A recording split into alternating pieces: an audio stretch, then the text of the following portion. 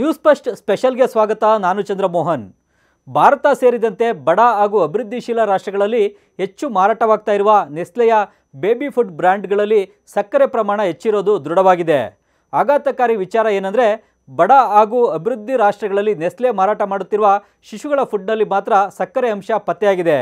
ಆದರೆ Britain, Germany, Switzerland, America ಸೇರಿದಂತೆ ಅಭಿವೃದ್ಧಿ ಹೊಂದಿದ ರಾಷ್ಟ್ರಗಳಲ್ಲಿ ಮಾರಾಟವಾಗ್ತಾ ಇರುವ ಬ್ರ್ಯಾಂಡ್ಗಳಲ್ಲಿ ಸಕ್ಕರೆ ಇಲ್ಲದೆ ತನ್ನ ಪ್ರಾಡಕ್ಟ್ಗಳನ್ನು ಮಾರಾಟ ಮಾಡ್ತಾ ಇರೋದು ಪಬ್ಲಿಕ್ ಐ ನಡೆಸಿದ ತನಿಖಾ ವರದಿಯಲ್ಲಿ ಬೆಳಕಿಗೆ ಬಂದಿದೆ.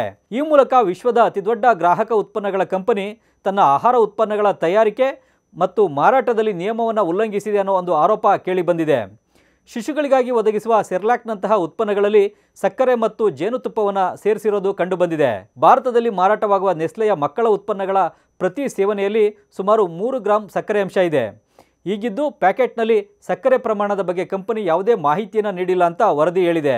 ತನಿಖಾ ಸಂಸ್ಥೆಗಳಾದ public eye, international baby food action network Asia ಮತ್ತು ಆಫ್ರಿಕಾ, ಲ್ಯಾಟಿನ್ ಅಮೆರಿಕಾದಲ್ಲಿ ಮಾರಾಟವಾದ ಕಂಪನಿಯ ಉತ್ಪನ್ನಗಳ ಮಾದರಿಗಳನ್ನು ವೈಜ್ಞಾನಿಕ ಪ್ರಯೋಗಾಲಯಕ್ಕೆ ಕಳಿಸಿತ್ತು.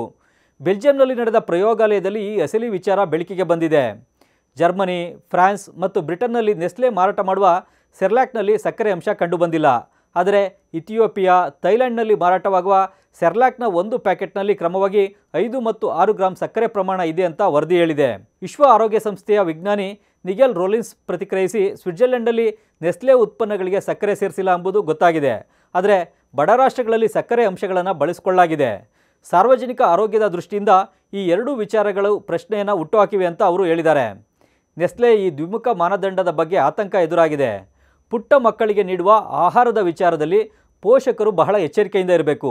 ಏಕೆಂದರೆ ಚಿಕ್ಕ ಮಕ್ಕಳಿಗೆ ನೀವು ನೀಡುವ ಆಹಾರ ಅವರ ಬೆಳವಣಿಗೆ ಮತ್ತು ಆರೋಗ್ಯವನ್ನು ನಿರ್ಧರಿಸುತ್ತದೆ.